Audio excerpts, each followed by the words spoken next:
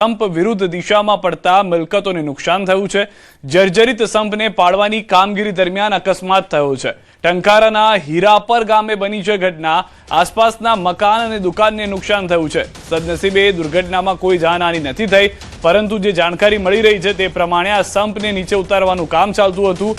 અત્યાર સુધી તો જે રીતે સફળતાઓ મળતી હતી તેને લઈને અધિકારીઓ, ત્યાં જે લોકો હાજર હતા એ તમામ લોકો કોન્ફિડન્ટ હતા કે સંપ તેમણે જે રીતે વિચાર્યું છે તે રીતે જ પડશે, પરંતુ આસપાસના કેટલાક રહેણાંક મકાન ઉપર પડ્યો હોવાની જાણકારી મળી રહી છે। વધુ માહિતી ન્યૂઝ 18 સંવાદદાતા રવિ અમારી સાથે જોડાઈ ગયા છે। રવિ, શું પરિસ્થિતિ છે? સંપ જે ધાર્યું હતું એની કરતા ખોટી દિશામાં પડ્યો હોવાની પણ જાણકારી છે।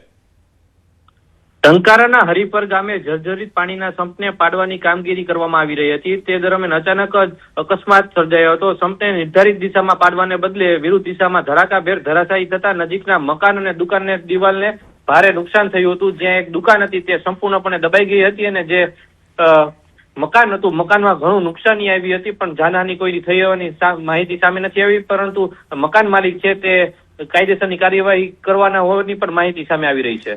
રવિ, શું કહે છે અધિકારીઓ? કેમ આવું થયું? જે વિચાર્યું હતું એની કરતા વિરુદ્ધ દિશામાં જઈને કેમ પડ્યો જે સંપ ઉતારવાનો હતો? અમારા સૂત્રો પાસેથી તપાસ કરવામાં આવી ત્યારે અધિકારીઓનું કહેવાનું થયું કે તપાસ ચાલુ છે, આ કઈ રીતે ઘટના સર્જાણી। નહીતર જે દર વખતની જેમ ડિમોલિશન કરતા હોય તે નિર્ધારિત દિશામાં પડતી હોય છે ટાંકી, પરંતુ આવું કેમ થયું તેની માટે તપાસ કરી રહ્યા છે હાલ। અને હાલમાં કોઈ ઇજાગ્રસ્ત છે કે ત્યાં આગળ કોઈ લોકો હતા કે નહીં તે વિશે કોઈ જાણકારી? પહેલેથી જ લોકોને દૂર ખસેડી દેવામાં આવ્યાની માહિતી સામે આવી છે। જ્યારે ઘટના બની ત્યારે કોઈ ત્યાં હાજર ન હોવાનું પણ સામે આવ્યું છે। આભાર સમગ્ર માહિતી બદલ રવિ। તો હાલમાં જે ઘટના ઘટી છે, જે રીતે હાલમાં ન્યૂઝ 18 સંવાદદાતાના પણ સૂત્રોએ જણાવ્યું છે તે પ્રમાણે જે નિર્ધારિત જગ્યા હતી અને જે રીતનું પ્લાનિંગ હતું તે પ્રમાણેનું ચિત્રમાં પણ જોવા ન મળ્યું, અને ત્યારબાદ જે દુર્ઘટના ઘટી એનું પરિણામ જે છે તે જોવા મળી રહ્યું છે। કેટલીક દુકાન જે ત્યાં આગળ હતી અને મકાન જે હતું તેના ઉપર આ સંપ પડવાને કારણે મકાન માલિક તરફથી કાયદાકીય પગલાં લેવામાં આવશે તેવું પણ જણાવવામાં આવ્યું છે।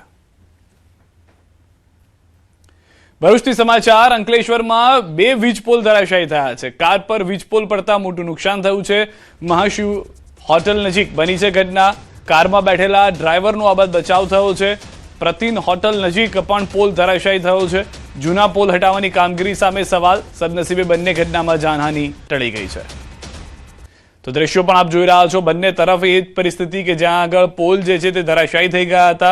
સદનસીબે ત્યારે કોઈ લોકો ત્યાંથી પસાર નહોતા થઈ રહ્યા અથવા ત્યાં ઊભા ન હતા, જેથી તેઓ મોતને બચી ગયા છે। મોતનો કોઈ આંકડો નથી નોંધાયો, પરંતુ નુકસાની જે છે તે ચોક્કસથી થઈ છે। જે રીતે દ્રશ્યોમાં પણ આપ જોઈ રહ્યા છો તે પ્રમાણે ગાડી ઉપર એક નુકસાનના દ્રશ્યો જોવા મળી રહ્યા છે, અને બીજી તરફ જે લોકોએ ત્યાં આગળ દ્વિચક્રી વાહન પાર્ક કર્યા હતા ત્યાં પણ થોડું ઘણું નુકસાન થયું છે। 10 કલાકમાં 110 તાલુકામાં વરસાદ। ખેરગાંવ વલસાડમાં 2.5 ઇંચ વરસાદ। નાના પોંજા વીરપુરમાં 2.5 ઇંચ વરસાદ। સંતરામપુર ફતેપુરામાં 1.5 ઇંચ વરસાદ। ધરમપુર વાંસદા સંખેડામાં 1 ઇંચ વરસાદ। વઘઈ ધોલેરામાં 1 ઇંચ વરસાદ નોંધાયો હોવાની જાણકારી છે। તો હાલમાં જે રીતની આગાહી હતી તે પ્રમાણેનો વરસાદ અલગ અલગ વિસ્તારોમાં જોવા મળી રહ્યો છે। ખાસ કરીને દક્ષિણ ગુજરાત અને કેટલાક ઉત્તર ગુજરાતના વિસ્તારો છે કે જ્યાં આગળ વરસાદ નોંધાયો છે। પાટણ જિલ્લામાં પણ સતત બીજા દિવસે બપોર બાદ વરસાદની એન્ટ્રી થઈ। હારીજ તાલુકામાં ધોધમાર વરસાદ। હારીજ તાલુકાના ગ્રામ્ય વિસ્તારમાં ભારે પવન સાથે વરસાદ આવ્યો છે। હારીજ, ચંદ્રુમણા, બોરતવાડા, અડિયા, કુરેજા સહિતના પંથકમાં વરસાદ થયો છે। વરસાદ વરસતા ઉકળાટથી પણ લોકોને મળી છે રાહત। તો લાંબા સમયથી જે ઉકળાટનો માહોલ હતો તે હાલમાં ઠંડક જોવા મળી રહી છે। કેટલાક રસ્તાઓ એવા થયા છે કે જ્યાં આગળ ભારે વરસાદને કારણે જળમગ્નની પરિસ્થિતિનું નિર્માણ થયું હોય।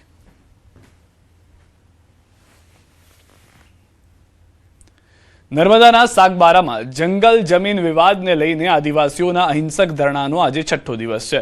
જંગલ જમીનના ખેડાણના મુદ્દે આદિવાસી ખેડૂતો મક્કમ છે અને સરકાર તરફથી ન્યાય ન મળે ત્યાં સુધી ધરણા ચાલુ રાખવાની ચીમકી આપી છે। જે દરમિયાન આજે ડેડિયાપાડાના ભાજપના આગેવાનો અને નેતાઓ, જેમાં પૂર્વ મંત્રી મોતીલાલ વસાવા તથા ભાજપ આગેવાન શંકર વસાવા ધરણા સ્થળે પહોંચ્યા હતા। નેતાઓએ આદિવાસીઓ સાથે ધરણા પર બેસી સરકાર સમક્ષ રજૂઆત કરવાની ખાતરી આપી હતી। હવે આવતીકાલે કોંગ્રેસના નેતાઓ આવશે। અમિત ચાવડા, ધારાસભ્ય અનંત પટેલ સહિતના આગેવાનો પણ ખેડૂતોને મળવા પહોંચશે।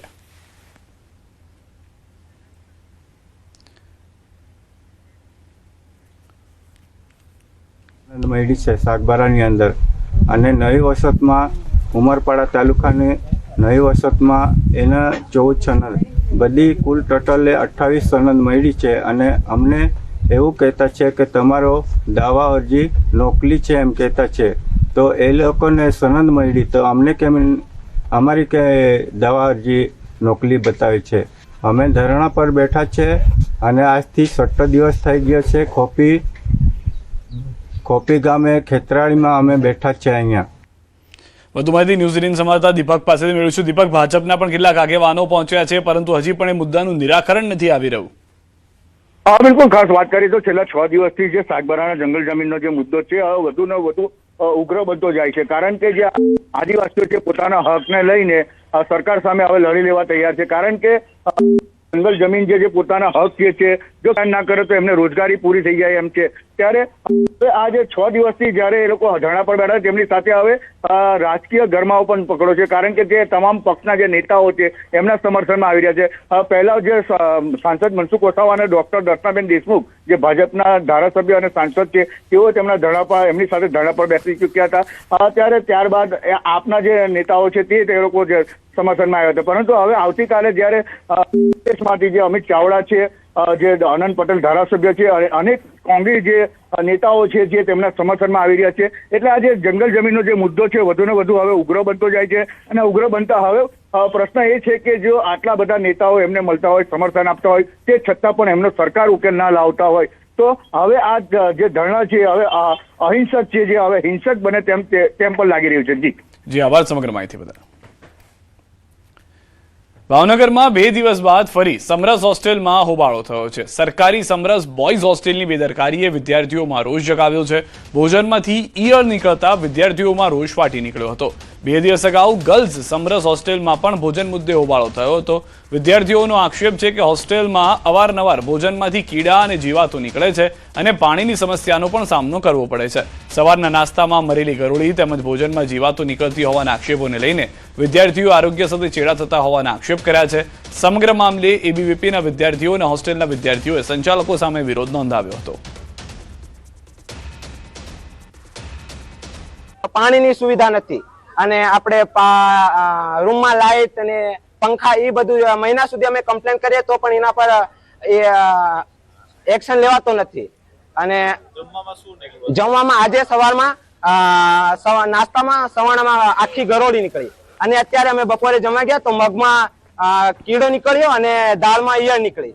અને તો અમે સરને કીધું કે સર આ નીકળી, તો સરે શું કીધું એમ કે જે છે એ તો જમો એમ કે વોર્ડન હતા એ અત્યારે જ તેવું કીધું. અમે અમારી આંખે જોયું કે અહીંયા સમરસની શું હાલત છે. 2 દિવસ પહેલા પણ વિદ્યાર્થી પરિષદે બહેનોની હોસ્ટેલમાં કર્યું હતું આંદોલન અને આજે ફરીવાર એ જ ઘટના બોયઝ હોસ્ટેલમાં બની છે. વિદ્યાર્થી પરિષદ આજે આવ્યું છે અને જો આજે એની માંગ નહીં કરાય તો 2 દિવસની અંદર ઉગ્રમાં ઉગ્ર આંદોલન કરશે. સુરતની સમાચાર. ડેન્ગ્યુની સારવાર દરમિયાન 14 વર્ષના કિશોરનું મૃત્યુ થયું છે. તબીબી બેદરકારીથી મોત થયા હોવાનો આક્ષેપ છે. પાંડેસરાની સ્વસ્તિક હોસ્પિટલમાં ચાલી રહી હતી સારવાર. ઇન્જેક્શન બાદ અચાનક તબિયત લથડી. અડધા કલાકમાં કિશોર બેભાન થઈ ગયો. ડોક્ટરે ખોટી દવા આપ્યાનો પરિવારનો આક્ષેપ. પાંડેસરા પોલીસે તપાસ હાથ ધરી છે.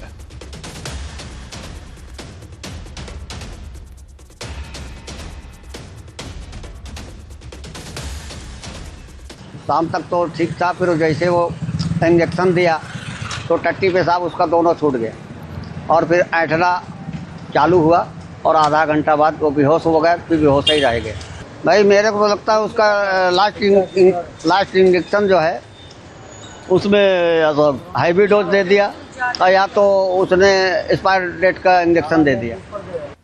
આણંદના તત્કાલીન ડેપ્યુટી કલેક્ટર કેતકી વ્યાસની એસીબીએ અપ્રમાણસર મિલકત રાખવાના ગુનામાં ધરપકડ કરી. એસીબી દ્વારા વર્ષ 2023થી શરૂ કરાયેલી તપાસમાં ચોંકાવનારો ઘટસ્ફોટ થયો છે, જેમાં કેતકી વ્યાસ પાસે તેમના કાયદેસરના પગાર કરતા 68.84 ગણી વધુ એટલે કે 3 કરોડ રૂપિયાથી વધુની સંપત્તિ છે.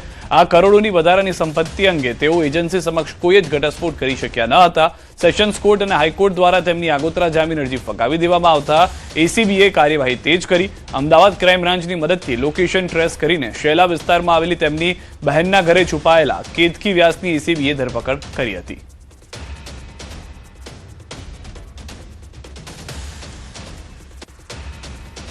બે 2012-13 થી 23 સુધીનો જે ચેક પીરિયડ છે એમાં એમણે 78 લાખનો પગાર મેળવેલો છે. સામે રસોડા ખર્ચ ફક્ત 15,90,000 જ છે. એમાં મતલબ કે જે સિદ્ધાંત નક્કી કરેલા છે એ સિદ્ધાંત કરતાં પણ એમણે ઓછી રકમ ખર્ચેલી છે અને ઓછી રકમ ઉપાડ કરેલી છે. ત્યારે વધારે શંકા જાય કે આટલી રકમ ઓછી ઉપાડ કરવા પાછળના કારણો શું. આ જે રકમ એમને પગાર પેટે મળેલી એની કઈ પ્રોપર્ટી વસાવેલી, આ બધું જ કેલ્ક્યુલેશન કરી એમની સામે એમણે જે કુલ પગાર એમને મેળવ્યો છે એની સામે એમને જે કાયદેસરની મેળવેલ આવક છે એમની 5,17,00,000 સમથિંગ, એની સામે એમની વધારાની જે આવક જે ગણાય પગારમાંથી બાદ કરતા એ 3,56,00,000ની એટલે કે 68.84% એમની વધારાની સંપત્તિ જણાઈ આવી છે. એટલે આ ગુનો દાખલ થયો. તો કેતકી વ્યાસની ધરપકડ બાદ તપાસ શરૂ થઈ ચૂકી છે. કેતકી વ્યાસની સાથે રાખીને એસીબીની તપાસ, બોડકદેવ ખાતેના નિવાસસ્થાને તપાસ કરવામાં આવી. શિવાલિક લેગેસીના નિવાસસ્થાને તપાસ, અપ્રમાણસર મિલકતની ફરિયાદ બાદ તપાસ, ફરિયાદ બાદ મકાન સીલ કરવામાં આવ્યું હતું. એસીબીની ટીમ દ્વારા પંચનામું કરવાની કામગીરી શરૂ. ધોરાજીના સ્ટેશન રોડ વિસ્તારમાં રખડતા શ્વાનનો ભારે આતંક સામે આવ્યો છે. 13 ઓગસ્ટના રોજ સવારે 9 વાગ્યાથી બપોર સુધીમાં 11 લોકોને શ્વાને બચકા ભરતા તમામને સરકારી હોસ્પિટલમાં સારવાર માટે ખસેડવામાં આવ્યા હતા. હોસ્પિટલમાં દર્દીઓને ધનુર અને એન્ટી રેબીઝ રસી આપવામાં આવી છે. મેડિકલ ઓફિસરે લોકોને અપીલ કરી છે કે શ્વાન કરડે ત્યારે ચટણી કે કોઈ મલમ ન લગાવવું, ખોટા ઘરગથ્થુ ઉપચારથી બચવું જોઈએ. ખાસ કરીને કૂતરું કરડેલી જગ્યા પર લાલ મરચું કે ચટણી લગાવવાની પ્રથા તદ્દન ખોટી છે. તેને બદલે ઘાને 10 મિનિટ સુધી વહેતા નળના પાણી નીચે ધોવા જોઈએ અને તાત્કાલિક નજીકની સરકારી હોસ્પિટલમાં જઈને રસી મુકાવી અત્યંત આવશ્યક છે.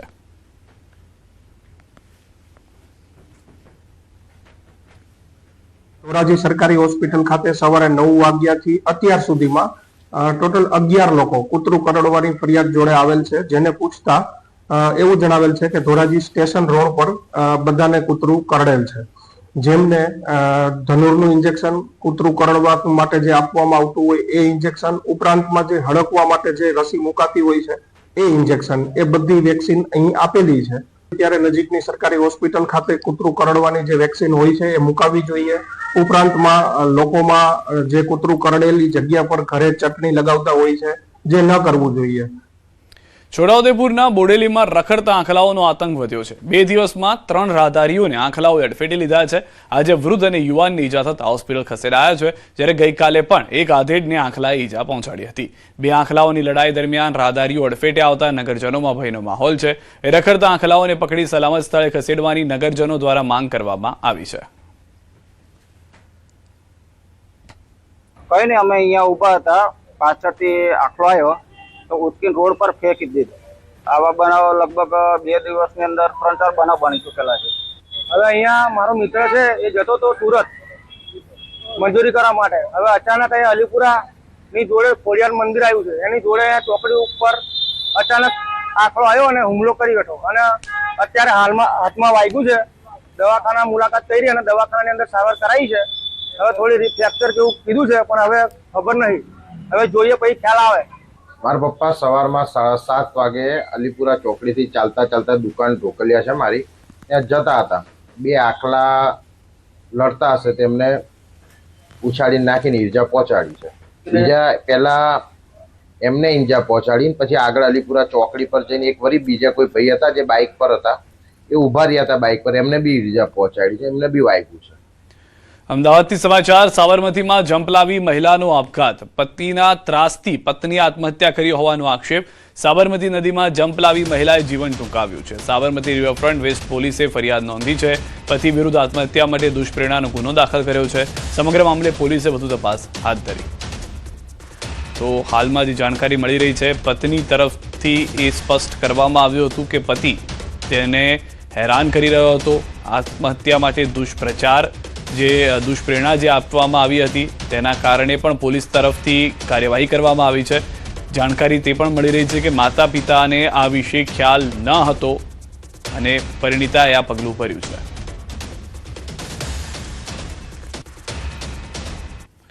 मुझे मेरे रूह को तो मार ही चुका है और आज मैं अपने शरीर को भी मार रही हूँ. मैं उनके बिना नहीं रह सकती. आज 7 दिन हो गए, मैंने उनसे बहुत माफ़ी मांगी, हर कुछ मैंने किया. मतलब भाई तू मुझे माफ़ कर दे, तू जो बोलेगा मैं वो करने तैयार हो के पैरों में भी मैं गिर जाऊँगी, वो कर लूँगी. मैंने उसको एक पल मेरे पे दया नहीं आई. उसने वही बोला कि नहीं मुझे नहीं अपनानी, तुझे नहीं अपनानी. ऐसा थोड़ी होता है यार. ભાવનગરનો આશરે 70 વર્ષ જૂનો પ્લાસ્ટિક ઉદ્યોગ આજે પણ અડીખમ છે અને શહેરના હજારો પરિવારોની રોજીરોટીનો આધાર બન્યો છે. કુંભારવાડા સહિત શહેરના વિવિધ વિસ્તારોમાં નાના ગૃહ ઉદ્યોગથી લઈને મોટા યુનિટો સુધી દોરી દોરડા, ફિશિંગ નેટ અને પ્લાસ્ટિકની વિવિધ પ્રોડક્ટનું ઉત્પાદન થાય છે. આ ઉદ્યોગ સાથે અંદાજે 20 થી 25,000 લોકોને રોજગારી મળે છે. જો કે કાચા માલના વધતા ભાવ અને માંગમાં ઘટાડાને કારણે ઉદ્યોગકારો અને કામદારો હાલ પડકારનો સામનો કરી રહ્યા છે. યુક્રેન રૂસના યુદ્ધ તેમજ અમેરિકા, ઇઝરાયલ અને ઈરાનના યુદ્ધને કારણે કાચા માલમાં 50 થી 60 રૂપિયાનો વધારો થઈ ગયો છે. હાલ તેમાં કિલોના 95 થી 150 રૂપિયા થઈ ગયા છે, જે અગાઉ 95 થી 100 ની વચ્ચે હતો. આમ ભાવફેર થતા ઉદ્યોગો પર તેની અસર જોવા મળે છે. ભાવનગરમાં અમારો આ પ્લાસ્ટિક ઉદ્યોગ 60ના દાયકાથી શરૂ છે. એટલે આશરે લગભગ 75 વર્ષથી આ ઉદ્યોગ આ ક્ષેત્રમાં કાર્યરત છે. મુખ્યત્વે મોનોફિલામેન્ટ યાર્ન અને એને લગતી બાય પ્રોડક્ટ દોરી, દોરડા, કાપડ, પાટી, ટ્વાઇન, ફિશિંગ નેટ વગેરેનું ઉત્પાદન ભાવનગરમાં થઈ રહ્યું છે અને આખા દેશમાં અને દુનિયામાં પણ અમારી પ્રોડક્ટ એક્સપોર્ટ થાય છે. હમણાં છેલ્લા 6-7 મહિનાથી જે આ બધા દેશોનું યુદ્ધ ચાલી રહ્યું છે, જેના કારણે ઘણી બધી તકલીફો પડે છે, જેમાં વસ્તુના માલના ભાવ સમાન રહેતા નથી અને ક્યારેક ભાવ વધારે ઘટી જાય છે, ક્યારેક ભાવ ઓછા માલ લેવો પડે છે. ઈરાન અને અમેરિકાની વોરને લઈ અને ગલ્ફમાંથી જે ક્રૂડ અને કાચું મટીરિયલ પ્લાસ્ટિકને લગતા જહાજો જે આવતા હતા એ બધા અત્યારે ભાવ વધારાના હિસાબે લગભગ 50% જેવો ભાવ વધારો રો મટીરિયલમાં આવી ગયો છે. એટલે પ્લાસ્ટિક ઇન્ડસ્ટ્રીમાં દોરી, દોરડા, કાપડ, પાટી બધામાં જે વપરાતું મટીરિયલ છે એ પર કેજી લગભગ 50 રૂપિયા જેવું મોંઘું પડવાનું છે. અને હવે વાત કરીએ આસ્થાના શ્રાવણની.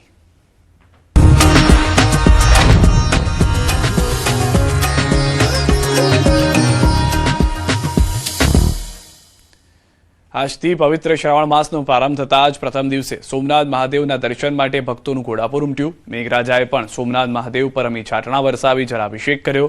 શ્રાવણના પ્રારંભે સોમનાથ ટ્રસ્ટ દ્વારા મહામૃત્યુંજય યજ્ઞનું આયોજન કરવામાં આવ્યું, જેમાં ભક્તોએ 4 સ્લોટમાં મંત્રોચ્ચાર સાથે આહુતિ આપી ધન્યતા અનુભવી હતી.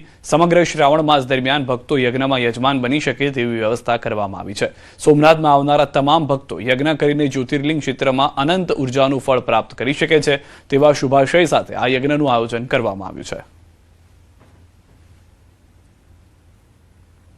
આજે પરમ પવિત્ર શ્રાવણ માસના શુભારંભે ટ્રસ્ટ દ્વારા, ટ્રસ્ટીઓ દ્વારા જે ધજા પૂજન કરીને આજે આપણી પરંપરા જાળવી રાખી છે અને સોમનાથ જે હરિહરનું ધામ છે ત્યાં શ્રાવણ મહિનો ખૂબ ઉત્સાહથી ઉજવાય છે.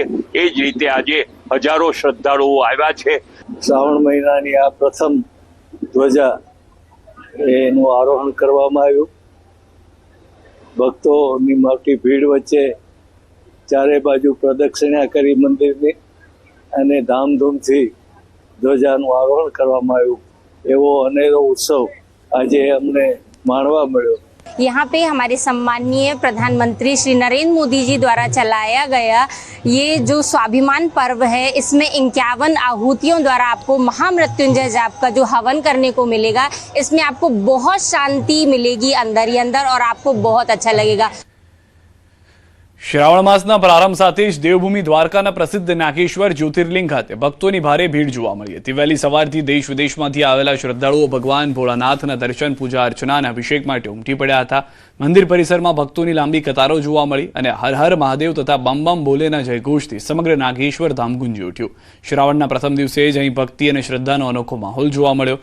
નાગેશ્વર ખાતે નાગ નાગણીના જોડા ચડાવવાની પણ પરંપરા છે. અનેક શ્રદ્ધાળુઓ અહીં નાગદોષ નિવારણ સહિતની ધાર્મિક વિધિઓ માટે આવે છે અને શ્રદ્ધાપૂર્વક પૂજા અર્ચના કરે છે.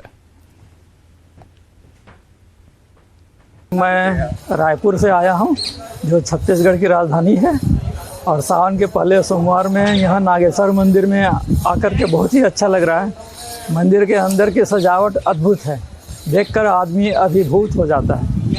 साथ ही साथ शंकर भगवान की जो विशाल मूर्ति है उसके सामने आदमी एकदम नतमस्तक हो जाता है. मुझे यहाँ आके बहुत ही अच्छा लग रहा है, क्योंकि ऐसे हमेशा देखा जाता है कि ज्योतिर्लिंग में काफ़ी भीड़ होती है, काफ़ी रश होता है, तो पर यहाँ पे दर्शन इतनी आराम से हुआ और मतलब साफ़ सुथरा भी इतना है कि मन खुश हो गया देख करके। ये आप पीछे भी देख सकते हैं कि काफ़ी साफ़ सफाई है और मतलब मन को इतनी शांति लग रही है कि यहाँ से जाने का ही नहीं मन हो रहा है। નાગેશ્વર મહાદેવ દ્વાદશ જ્યોતિર્લિંગ આપણા ભારત દેશમાં 12 જ્યોતિર્લિંગ છે, એમાં ગુજરાતમાં 2 છે, સોમનાથ અને નાગેશ્વર. દ્વારકાથી 16 કિલોમીટર દૂર નાગેશ્વર મહાદેવ આવેલું છે અને શ્રાવણ માસ શરૂ થઈ ગયો છે. ભક્તોની ભીડ છે. રુદ્રાભિષેક, અભિષેક, જલ અભિષેક ભક્તો લોકો કરે છે.